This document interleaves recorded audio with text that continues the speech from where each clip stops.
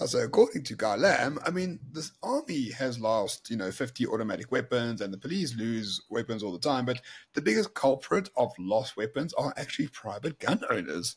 So therefore, that is the real problem we face in South Africa. But I think Mr. Lamb does not really understand what constitutes a private weapon. No, he certainly doesn't. So I actually asked a gun expert, because we love our experts, right?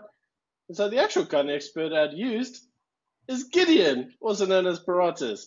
And I asked him, what's the situation here with private owners? And he says, the funny thing about private owners and the statistics is that every single gun that's used in South Africa is not part of the police or the army is classed as private. So every security company, every metro police officer, every government department like correctional services or the prison services, well, those are all classed as private industry guns. Would you know it?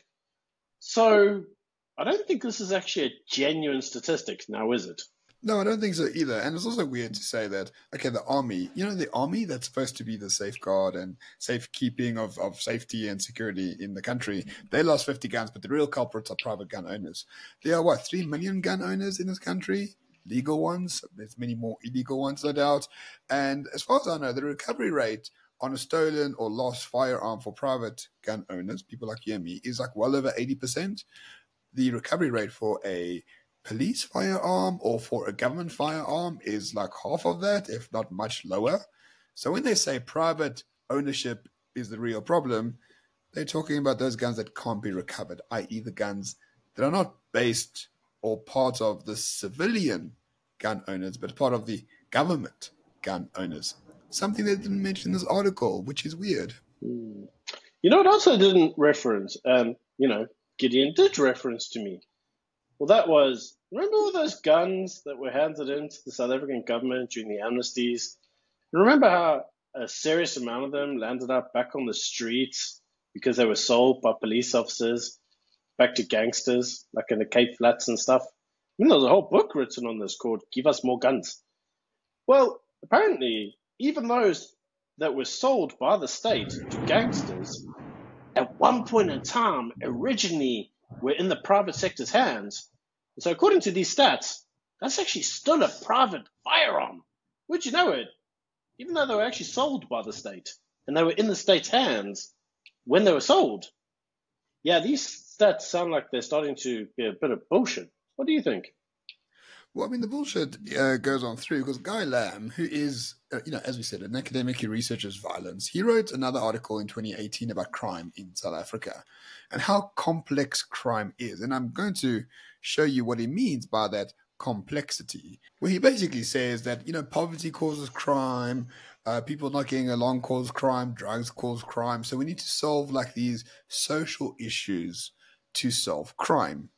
Okay, in 2018, that was wrong. But in 2024, with Nayib Bukele's solving crime in El Salvador, those arguments are not just false, but like completely and utterly bullshit. You solve crime when you punish people for doing crime. That's how you solve it. None of this other bullshit, but he still thinks you solve these entire complex social problems and then you solve crime. Utter nonsense. Yes, well, if only we all had a job and a Porsche and a 4x4 and a house in the country and 3 children and a dog, then everybody would stop committing crimes. Like, this is such a load of bullshit. Ramon, is starting to make me think maybe Guy Lamb lives in the Western Cape, like maybe Stellenbosch, and has private security and is completely out of touch with the rest of South Africa. What are the chances of that? Well, wouldn't you know it? He's an academic at the University of Stellenbosch. How did you know, Byron? How did you know it? Because I'm sure if we transplanted him to, say, the middle of the Northwest, in some godforsaken shithole village, right? And we said, here you go, solve crime in this area. How's he going to do it? Is he going to do it by killing the criminals or punishing the criminals? Or is he going to do it by alleviating poverty for 50 years? I wonder.